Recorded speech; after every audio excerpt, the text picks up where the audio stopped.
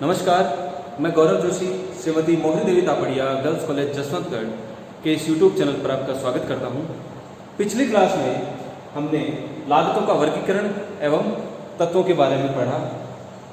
जैसा कि हमने पढ़ा था कि अगर लागतों का वर्गीकरण किया जाए तो मूल रूप से तीन वर्गों में बांटा जा सकता है। पहला खर्चा, तो पहली लागत है सामग्री लागत, दूसरी मजदूरी और तीसरा अन्य व्यय, मटेरियल, वेजेस और अदर एक्सपेंसेस। फिर हमने बात की थी कि इन तत्वों को अगर आगे और इनको वर्गीकृत किया जाए तो इनको प्रत्यक्ष और अप्रत्यक्ष रूप में वर्गीकृत किया जा सकता है। सामग्री को प्रत्यक्ष सामग्री या अप्रत्यक्ष सामग्री, डायरेक्ट मटेरियल, इनडायरेक्ट मटेरियल, प्रत्यक्ष मजदूरी, अप्रत्यक्ष मजदूरी, डायरेक्ट वेजेस, इनडायरेक्ट वेजेस, और जो खर्चे हैं वे हैं इनको प्रत्यक्ष व्यय और अप्रत्यक्ष व्यय यानी कि डायरेक्ट एक्सपेंसेस और इनडायरेक्ट एक्सपेंसेस में बांटा जा सकता है। तो प्रत्यक्ष खर्चे वे खर्चे हैं जो कारखाना के अंतर्गत माल के निर्माण से संबंधित होते हैं, माल से प्रत्यक्ष रूप से संबंधित होते हैं, वस्तु के निर्माण से डायरेक्टली वो रिलेटेड होते हैं। तो जो प्रत्यक्ष खर्चे हैं वो कारखाना के अंदर किए जाते हैं। कारखाने में जब वस्तु का निर्माण किया जाता है उस समय होते हैं, वस्तु के निर्माण से प्रत्यक्ष रूप से संबंधित होते हैं।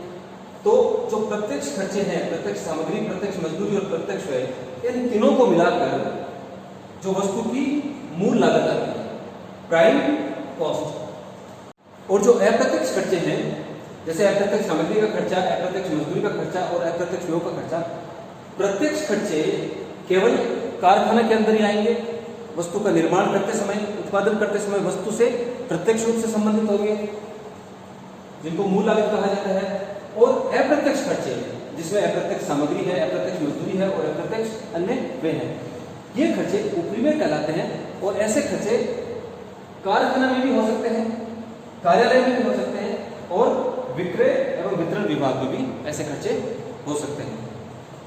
प्रत्यक्ष खर्चे केवल कारखाने में होंगे, वस्तु के निर्माण करते समय उससे प्रत्यक्ष रूप से संबंधित होंगे, और जो प्रत्यक्ष खर्चों की जो टोटल कॉस्ट आती है उसको मूल लागत या प्राइम कॉस्ट कहा जाता है। और जो अप्रत्यक्ष खर्चे होते हैं उनको उपरिव्यय कहा जाता है। और ऐसे खर्चे कारखाने में भी हो सकते हैं, कार्यालय में भी हो सकते हैं और विक्रय वितरण में भी हो सकते हैं।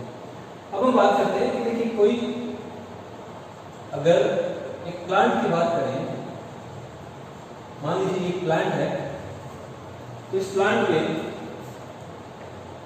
कारखाना है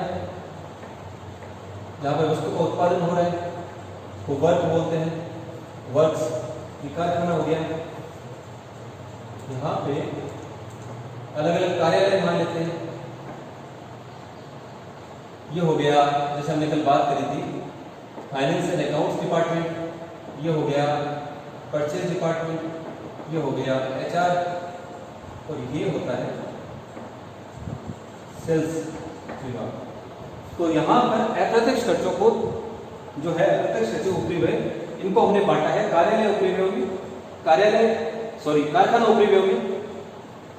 ये अप्रत्यक्ष खर्चे इस कारखाना में होंगे वस्तु के निर्माण के अलावा। कार्यालय या प्रशासनिक उपरिव्यय, जो ये कार्यालय है, चाहे फाइनेंस डिपार्टमेंट हो, परचेज डिपार्टमेंट हो, HR डिपार्टमेंट हो, इसी प्रकार कोई अन्य ऑफिस भी हो सकता है, उसमें जो खर्चे हैं कार्यालय से संबंधित खर्चे, ये कार्यालय उपरिव्यय कहलाते हैं, जो यहाँ पर अप्रत्यक्ष खर्चे हो रहे हैं। और जो विक्रय विभाग है और जो वितरण विभाग है, लॉजिस्टिक डिपार्टमेंट है, डिस्ट्रीब्यूशन जहाँ से किया जाता है, वहां पर जो खर्चे होते हैं उनको विक्रय एवं वितरण उपरिव्यय कहा जाता है। और ये खर्चे अप्रत्यक्ष खर्चे होते हैं,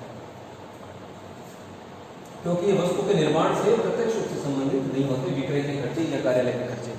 और कार्यालय में, कारखाना में भी कुछ अप्रत्यक्ष खर्चे होते हैं। तो एक चीज यहाँ पर महत्वपूर्ण आपको ध्यान रखनी है कि जो स्टोर्स है, यानी जो भंडारण विभाग है, स्टोर्स डिपार्टमेंट है, और जो क्रय विभाग है, परचेज डिपार्टमेंट है, वो कारखाना के अंदर आते हैं। यहाँ पर हम जब लागतों का वर्गीकरण करते हैं तो ये जो कारखाना है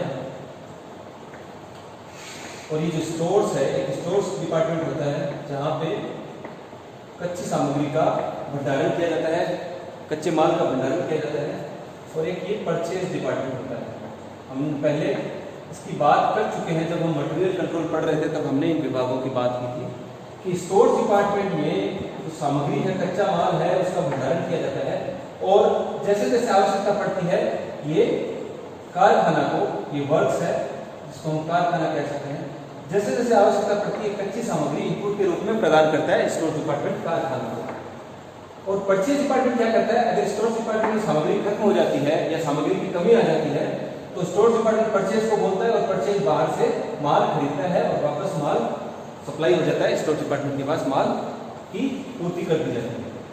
तो ये जो दो डिपार्टमेंट है, परचेज डिपार्टमेंट और स्टोर डिपार्टमेंट, इन दोनों डिपार्टमेंट के जो खर्चे हैं, इन दोनों कार्यालयों के जो खर्चे हैं वो कार्यालय उपयोग में नहीं आते, क्योंकि ये दोनों विभाग कारखाना के लिए काम करते हैं और कारखाने में वस्तु का उत्पादन किया जाता है। तो कारखाना में वस्तु के उत्पादन से प्रत्यक्ष रूप से इन विभागों के खर्चे संबंधित नहीं है, वस्तु के उत्पादन से प्रत्यक्ष रूप से संबंधित नहीं है इन विभागों के खर्चे। तो इन विभागों के खर्चे अप्रत्यक्ष रूप से संबंधित है और ये दोनों विभाग जो परचेज और स्टोर डिपार्टमेंट कारखाना के अंदर आते हैं, इसलिए इन दोनों विभागों के खर्चे कारखाना उपयोगों में शामिल किए जाते हैं, न कि कार्यालय उपयोगों में। ये बात हमको ध्यान रखनी है। तो जब हम कारखाना उपयोगों के उदाहरण लेते हैं कि कारखाना में कौन कौन से उपयोग हो सकते हैं, मतलब कारखाना में सामग्री, प्रत्यक्ष मजदूरी और प्रत्यक्ष व्ययों के अलावा कौन कौन से अप्रत्यक्ष खर्चे हो सकते हैं, तो यहाँ सबसे पहला जो उदाहरण दिया हुआ है वो यही है, एक्सपेंसेज ऑफ परचेजिंग डिपार्टमेंट। यानी इस परचेजिंग डिपार्टमेंट में जो खर्चे हैं वहाँ यहाँ पर जो लाइटिंग का खर्चा है, यहाँ के कर्मचारियों का वेतन है, या फिर यहाँ पे जो फर्नीचर है, जो कंप्यूटर है, उनका डेप्रिसिएशन है, जो भी खर्चे हैं वो खर्चे कारखाना उपयोग के अंतर्गत आते हैं। और इस परचेज डिपार्टमेंट के जो खर्चे हैं वो कारखाना से अप्रत्यक्ष रूप से संबंधित होते हैं, इसलिए कारखाना उपयोग में सम्मिलित किए जाते हैं।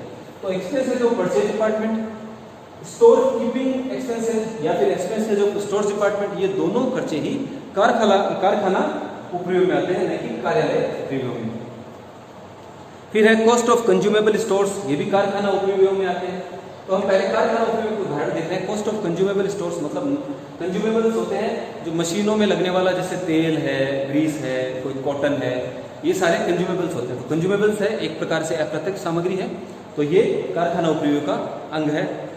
नॉर्मल लॉसेज ऑफ मटेरियल, जब वस्तु का उत्पादन किया जाता है तो कुछ न कुछ सामग्री का नुकसान हो जाता है, कोई कटिंग करते समय या कोई घिसावट हो जाती है सामग्री में, तो जो नॉर्मल लॉसेज होते हैं वो भी कारखाना उपयोग का अंग है, क्योंकि नॉर्मल लॉसेज प्रत्यक्ष सामग्री नहीं बन पाती तो वो अप्रत्यक्ष रूप से खर्चा हो जाता है कारखाने में, तो कारखाना उपयोग का अंग है। Wages of indirect labour, indirect labour का मतलब हो गया, डायरेक्ट लेबर तो वो हो गए जो वस्तु का निर्माण कर रहे हैं, उसमें डायरेक्ट रूप से प्रत्यक्ष रूप से लगे हुए हैं। इनडायरेक्ट लेबर हो गया सुपरवाइजर हुआ, मैनेजर हुआ, कारखाना का जो प्रबंधक है वो, तो उनके जो सैलरी है, जो वेजेज है वो यहाँ कोई सफाई कर्मचारी है, कारखाने में कोई सफाई कर रहा है, तो इनका जो मजदूरी है या वेतन है वो आता है, वो कारखाना उपयोग में आता है।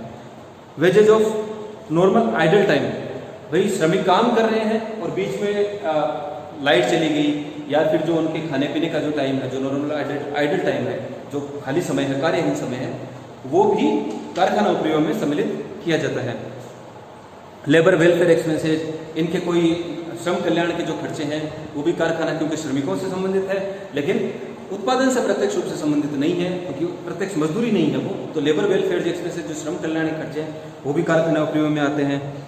और इस तरह से अगर इनकी जो है कोई बीमा प्रीमियम चुकाया जाता है, जैसे एम्प्लॉय स्टेट इंश्योरेंस प्रीमियम दिया जाता है, वो भी अप्रत्यक्ष खर्चा है। फोरमैन की सैलरी है, यानी कि सुपरवाइजर की सैलरी कारखाना उपयोग है। सैलरीज ऑफ वर्क्स मैनेजर हमने बात करी थी, जो कारखाना प्रबंधक उसकी सैलरी कारखाना उपयोग है। Lighting of factory building, repairs, insurance of plant and machinery, power used for machines हम बात कर चुके हैं, ये सारे अप्रत्यक्ष खर्चे हैं। Printing and stationery and telephone expenses of factory, ये भी माल को बनाने से, वस्तु के निर्माण से प्रत्यक्ष रूप से संबंधित खर्चे नहीं है, जैसे प्रिंटिंग, स्टेशनरी और टेलीफोन के एक्सपेंसेज, ये भी अप्रत्यक्ष खर्चे हैं, तो ये खर्चे सारे कारखाना उपयोग में सम्मिलित होते हैं। Depreciation on factory plant and machinery, ये भी कारखाना उपयोग है। तो जो प्रत्यक्ष सामग्री है वो वस्तु के उत्पादन से के प्रत्यक्ष रूप से संबंधित है और वस्तु का अंग बन जाती है। प्रत्यक्ष श्रम है वो जो मजदूर जो काम कर रहे हैं, जो वस्तु जो का उत्पादन कर रहे हैं, और जो प्रत्यक्ष खर्चे हैं जो वस्तु के डिजाइन के या अन्य जो खर्चे जो डायरेक्ट से रिलेटेड है। इन तीन खर्चों के अलावा जो भी कारखाने में खर्चे हो रहे हैं, जिनका बात करी है, डेप्रिसिएशन, लाइटिंग, फोरमैन का यानी कि सुपरवाइजर का वेतन, कारखाना प्रबंधक का वेतन, मशीनों का डेप्रिसिएशन, और जो स्टोर डिपार्टमेंट के, परचेजिंग डिपार्टमेंट के जो खर्चे हैं, कंज्यूमेबल्स है, इस तरह के जो खर्चों की हमने बात करी वो सारे कारखाना ऊपरी व्यय में सम्मिलित किए जाते हैं। कारखाने में प्रत्येक सामग्री, प्रत्यक्ष मजदूरी और प्रत्यक्ष व्ययों के अलावा जो भी कारखाने में खर्चे हो रहे हैं वो सारे के सारे अप्रत्यक्ष खर्चे कारखाना ऊपरी व्यय कहलाते हैं। अब हम बात करेंगे कार्यालय या प्रशासनिक ऊपरी व्ययों की। तो ऐसे खर्चे कार्यालयों में होते हैं, यानी कि कारखाने के अलावा जो भी ऑफिस है, परचेज डिपार्टमेंट और स्टोर डिपार्टमेंट को छोड़कर जो भी डिपार्टमेंट है, वहाँ पे HR डिपार्टमेंट है, अकाउंट्स डिपार्टमेंट है, एक्साइज डिपार्टमेंट है, इसी प्रकार से कोई लैब है, तो इन सब के जो खर्चे हैं वो सारे खर्चे प्रशासनिक ऊपरी व्यय कहलाते हैं। ठीक है, तो इनमें जैसे डायरेक्टर्स फीस है, salary to general manager, salary to secretary and his staff, salary to person working in administrative office, printing, postage, stationery, telephone expenses. तो जो कार्यालय में प्रिंटिंग, स्टेशनरी, टेलीफोन के एक्सपेंसेज होते हैं वो सारे कार्यालय ऊपरी व्यय में हैं। जो यहाँ का जो डायरेक्टर है, जो कार्यालय में बैठता है, ठीक है, जो जनरल मैनेजर की सैलरी है, जो सेक्रेटरी की सैलरी है, इसी प्रकार जो काम कर रहे हैं ऑफिसों में, जो हमने बात करी थी, फाइनेंस डिपार्टमेंट, HR डिपार्टमेंट, इन अलग विभागों में जो काम कर रहे हैं जो कर्मचारी, उनकी सैलरी है। ठीक है, फिर यहाँ पे जो फर्नीचर रखा हुआ है, ऑफिस फर्नीचर है, उनका रिपेयर्स, डेप्रिसिएशन का खर्चा, जो ऑफिस बिल्डिंग है उसका रिपेयर्स और डेप्रिसिएशन का खर्चा। तो ये सारे खर्चे जो हैं वो जो ऑफिस के खर्चे आते हैं, जो प्रशासनिक खर्चे हैं, वो सारे के सारे कार्यालय और प्रशासनिक ऊपरी व्ययों के अंतर्गत सम्मिलित किए जाते हैं। अब हम बात करेंगे सेल्स एंड डिस्ट्रीब्यूशन ओवरहेड्स। तो जो विक्रय विभाग से संबंधित खर्चे होते हैं वो विक्रय ऊपरी व्यय कहलाते हैं, और जो वितरण विभाग से संबंधित होते हैं वो वितरण ऊपरी व्यय कहलाता है, और इन दोनों को एक साथ ही लिखा जाता है। तो पहले हम विक्रय विभाग की बात कर लें। तो विक्रय विभाग की हम जैसे अगर बात करें, हम पहले भी डिस्कस कर चुके हैं कि जो एडवर्टाइजिंग का खर्चा है वो विक्रय विभाग से संबंधित है, क्योंकि विक्रय में सहायता पहुंचाता है, विज्ञापन। जो सैलरी और कमीशन है सेल्स मैनेजर का, वो भी विक्रय विभाग का खर्चा है, क्योंकि सेल्स मैनेजर सेल्स डिपार्टमेंट का मैनेजर होता है। Salary and commission of travelling agent, जो एजेंट हैं, जो सेल्स एजेंट हैं, उनकी सैलरी और कमीशन जो उनको दिया जाता है। और जो रेंट ऑफ शोरूम, अगर कंपनी का खुद का शोरूम है बाहर, उसने अपनी वस्तुओं का प्रदर्शन करने के लिए, बेचने के लिए जो शोरूम लगा रखा है मार्केट में, तो उस शोरूम का जो रेंट है वो भी सेल्स के खर्चे हैं। विक्रय विभाग का एक महत्वपूर्ण खर्चा है cost of preparing tenders and estimates. विक्रय विभाग वस्तु के विक्रय से संबंधित होता है। तो कुछ कंपनियां ऐसे होती हैं जो टेंडर्स मंगवाती हैं और ये कहती है कि हमको इतनी जो है, जो वस्तु की रिक्वायरमेंट है, इतनी इकाइयाँ चाहिए, तो आप हमको कितने में ये उपलब्ध करवा सकते हो, कितने में आप प्रोवाइड कर सकते हो। तो विक्रय विभाग क्या करता है कि एक टेंडर बनाता है और वो टेंडर फिर कंपनी को दिया जाता है, भेज दिया जाता है। वस्तु का जो खर्चा है, जो विक्रय मूल्य के बारे में अनुमान लगाया जाता है उस टेंडर में, तो वो जो टेंडर और एस्टिमेट्स बनाए जाते हैं उनसे संबंधित जो खर्चे होते हैं वो भी विक्रय विभाग के खर्चे हैं। अब हम बात करते हैं वितरण ऊपरी व्ययों की, कि जो डिस्ट्रीब्यूशन विभाग है, जो लॉजिस्टिक विभाग है, वहाँ कौन कौन से खर्चे हो सकते हैं जिनको हम वितरण ऊपरी व्यय बोल सकते हैं, कि मैं शामिल कर सकते हैं। वेयर हाउस एक्सपेंसेज, भाई कारखाना है, कारखाना से माल का उत्पादन हुआ और जो इनपुट के बाद जो आउटपुट निकला उसको एक गोदाम में हमने स्टोर करके रख दिया। ये स्टोर डिपार्टमेंट को केवल जो कच्ची सामग्री है, कच्चे माल का स्टोर करता है, लेकिन जो उत्पादित माल है उसका फिर स्टोरेज कहाँ होता है, एक किसी गोदाम में। तो इस वेयर हाउस के जो खर्चे हैं वो सारे के सारे डिस्ट्रीब्यूशन में आ जाते हैं, डिस्ट्रीब्यूशन एक्सपेंसेज कहलाते हैं। तो warehouse expenses, carriage outward, जो माल जब कारखाने से या फिर जो कंपनी से माल बाहर भेजा जाता है कस्टमर्स को, तो जिन गाड़ियों को जो भाड़ा दिया जाता है वो carriage outward. Upkeep and running of delivery vans, अगर खुद की डिलीवरी वैन है कंपनी की तो उनको मेंटेनेंस के खर्चे भी वितरण विभाग के खर्चे माने जाते हैं। Salary of dispatch clerk and labours, जो वितरण विभाग में जो क्लर्क बैठे हैं तो उनकी सैलरी। और पैकिंग मटेरियल, जब माल को भेजा जाता है, जब माल का डिस्पैच किया जाता है, जब माल को डिस्ट्रीब्यूट किया जाता है, तो उस उत्पादित वस्तु को किसी जो पैकिंग मटेरियल में डाल के ही कस्टमर तक पहुंचाया जाता है, चाहे कंटेनर में डाला गया हो, चाहे कार्टन्स में डाला गया हो, तो वो डाल के ही वहाँ तक पहुँचाया जाता है कस्टमर तक। तो जो पैकिंग के खर्चे हैं वो भी वितरण विभाग के खर्चे हैं और वितरण विभाग में शामिल होते हैं। तो ये कुछ उदाहरण थे जिनकी हमने बात करी, और मोटे तौर पर ये समझना है हमको कि प्रत्यक्ष खर्चों के अलावा जो भी अप्रत्यक्ष खर्चे हो रहे हैं, चाहे जो भी अप्रत्यक्ष खर्चे हो रहे हैं, चाहे वो कारखाना विभाग के खर्चे हों, चाहे वो कार्यालय या प्रशासनिक खर्चे हों, या फिर विक्रय वितरण से संबंधित खर्चे हों, ये सारे खर्चे उपरिव्यय कहलाते हैं। और अब हम कुछ विशिष्ट मदों की बात करेंगे, हम कुछ ऐसे खर्चों की बात करेंगे जो क्वेश्चन सॉल्व करते समय थोड़ा कंफ्यूज कर सकते हैं। हम बात करेंगे पैकिंग मटेरियल या फिर पैकिंग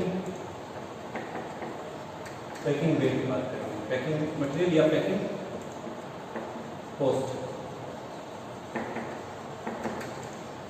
हमने अभी बात करी थी कि कस्टमर को जो माल पहुंचाया जाता है वितरण विभाग द्वारा, जब डिस्पैच डिपार्टमेंट द्वारा जब कस्टमर को माल पहुंचाया जाता है तो उसको पैक करके भेजा जाता है कस्टमर के पास। तो यहाँ पर देखने में ऐसा लगता है कि पैकिंग मटेरियल है, पैकिंग कॉस्ट के जो खर्चे हैं वो सारे खर्चे सेल्स एंड डिस्ट्रीब्यूशन ओवरहेड्स में जाने चाहिए। लेकिन कई बार क्या होता है कि कुछ वस्तुएं ऐसी उत्पादित की जाती है जिनको पैक करे बिना उनको बाजार में बेचा जाना संभव नहीं है, उनकी पैकिंग आवश्यक है। जैसे कोल्ड ड्रिंक है तो कोल्ड ड्रिंक को किसी कंटेनर में, किसी केन में या फिर बोतल में डालना जरूरी है, उसके बिना उसको बेचा नहीं जा सकता। उदाहरण के लिए जैसे सिगरेट है तो सिगरेट को भी एक डिब्बी में पैक करना होगा। यहाँ पे सिगरेट की जो डब्बी है वो उस उत्पादित वस्तु का अंग बन गई, उसके बिना उसको बेचा नहीं जा सकता, बाजार में बाहर नहीं भेजा जा सकता। तो अगर ऐसी स्थिति है कि वो जो वस्तु है उसको पैक करना ही है, उसके बिना वो बिकेगी नहीं, तो वो पैकिंग मटेरियल के जो खर्चे हैं वो हम प्रत्येक सामग्री के खर्चे मानते हैं और मूल लागत का हिस्सा बन जाता है वो मटेरियल खर्चे। और अगर पैकिंग मटेरियल ऐसा है कि जब ग्राहक को भेजते समय, कस्टमर को जब माल की डिलीवरी की जाती है, तब हमने उसको उस पैकिंग मटेरियल में हमारे माल को पैक किया है, जैसे किसी कार्टून में या किसी बड़े कंटेनर में हमने हमारे माल को डाल के, उत्पादित वस्तु को डाल के कस्टमर के पास भेजा है, ग्राहक के पास भेजा है। हालांकि वो पैकिंग जरूरी नहीं है, लेकिन केवल डिस्ट्रीब्यूशन के लिए वो पैकिंग आवश्यक है। तब ऐसी दशा में जो पैकिंग मटेरियल के खर्चे हैं वो सेलिंग एंड डिस्ट्रीब्यूशन एक्सपेंसेस में शामिल किए जाएंगे। दूसरा है नक्शा कार्यालय संबंधी खर्चे, ड्राइंग। अगर ड्राइंग के यानी नक्शे बनाने के खर्चे अगर वस्तु के उत्पादन से डायरेक्ट रूप से संबंधित है, मतलब वस्तु का नक्शा बनाया जा रहा है, जिस वस्तु का उत्पादन किया जा रहा है उसी वस्तु का नक्शा बनाया जा रहा है, तब वो वस्तु से संबंधित प्रत्यक्ष खर्चा होगा और वो प्रत्यक्ष व्यय कहलाएगा और उसको मूल लागत में सम्मिलित कर लिया जाएगा। लेकिन अगर वो नक्शा ग्राहकों को समझाने के लिए नक्शे तैयार किए जाते हैं, माल को जो है उत्पादित माल को कैसे प्रयोग में लाया जाए, या फिर कोई इस तरह का कंपनी बिजनेस करती है कि ग्राहकों को नक्शे बना के समझाया जाता है जब वस्तु को बेचा जाता है उस समय, तब ऐसे ड्राइंग ऑफिस के खर्चे हैं, जो ड्राइंग एक्सपेंसेज है, वो सेलिंग एंड डिस्ट्रीब्यूशन एक्सपेंसेज में शामिल कर लिए जाते हैं। और तीसरा और लास्ट है गणना कार्यालय संबंधी खर्चे, काउंटिंग ऑफिस। कुछ कंपनियों में, कुछ कारखानों में ऐसी वस्तुओं का उत्पादन किया जाता है जिनको गणना करनी पड़ती है, बहुत छोटी छोटी इकाइयों में वस्तुओं का उत्पादन होता है, तो वहां पर गणना कार्यालय बनाया जाता है। एक गणना कार्यालय में कुछ कर्मचारियों की नियुक्ति की जाती है। तो क्या होता है, जब छोटी छोटी वस्तुओं का उत्पादन किया जा रहा है तो उस स्थिति में कच्चा माल भी जो है, सामग्री है, वो भी छोटी छोटी इकाइयों में आएगी, और जो निर्मित माल जो बनाया जाता है, जो तैयार माल है, वो भी बहुत छोटी छोटी इकाइयों में बनता है। तो उस उत्पादित माल की गणना करनी पड़ती है। तो जब कच्चे माल की प्राप्ति हुई है, जब कच्ची सामग्री जब कारखाने जब आई है कंपनी में, जब प्लांट में आई है, तब उसकी गणना की जाती है। तो उस कच्चे माल से संबंधित जो गणना के खर्चे हैं वो प्रत्यक्ष सामग्री का खर्चा मान लिया जाता है, वो प्रत्यक्ष लागत यानी मूल लागत में शामिल कर लिया जाता है और उसको प्रत्यक्ष सामग्री का अंग मान लिया जाता है काउंटिंग ऑफिस के खर्चों को, गणना के खर्चों को। और अगर यही गणना के खर्चे जब उत्पादित वस्तुओं की गणना के संबंध में किया जाता है, जब कस्टमर को जब माल भेजा जाता है उस समय अगर गणना की जाती है, तो तब उस स्थिति में जो गणना कार्यालय के जो खर्चे हैं, जो काउंटिंग ऑफिस के जो एक्सपेंसेज हैं, उन एक्सपेंसेज को सेलिंग एंड डिस्ट्रीब्यूशन एक्सपेंसेज में ऐड कर दिया जाता है, विक्रय एवं वितरण उपरिव्यय मान लिया जाता है। तो आज हमने बात करी उपरिव्ययों के बारे में, हमने कुछ उदाहरण से समझा कि कौन कौन से खर्चे हैं जो कारखाना उपयोगों के अंतर्गत आते हैं, ऐसे कौन से खर्चे हैं जो कार्यालय या प्रशासनिक उपयोगों में आते हैं, या फिर ऐसे खर्चे जो विक्रय एवं वितरण उपयोगों में शामिल किए जाते हैं, वो हमने बात की। फिर हमने इन विशिष्ट मदों की बात करी। अब अगली क्लास में हम कॉस्ट शीट बना के देखेंगे और ये जो सभी प्रकार के खर्चे हैं उनको हम एक क्रम में रखेंगे और हम कॉस्ट निर्धारित करेंगे। किसी वस्तु के उत्पादन के संबंध में लागत हम ज्ञात करके देखेंगे। तो इनसे संबंधित एक प्रैक्टिकल क्वेश्चन भी करके देखेंगे। तब तक के लिए धन्यवाद।